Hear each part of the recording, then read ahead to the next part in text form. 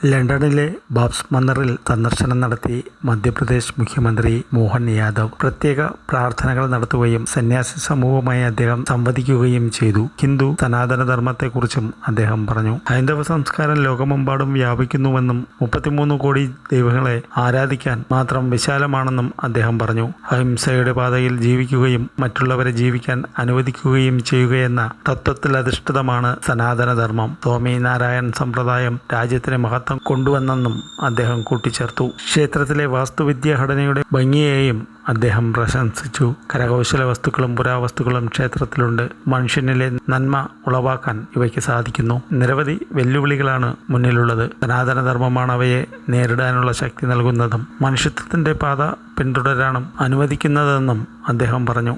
UK, Germany എന്നിവിടങ്ങളിലായി 6 ദിവസത്തെ സന്ദർശനത്തിനെത്തിയതാണ് മോഹൻ യാദവ്. നിക്ഷേപം വർദ്ധിപ്പിക്കാൻ ലക്ഷ്യമിട്ട് ഇരു രാജ്യങ്ങളിലെയും വ്യവസായ പ്രമുഖർ, സർക്കാർ പ്രതിനിധികൾ എന്നിവരുമായി കൂടിക്കാഴ്ച നടത്തും.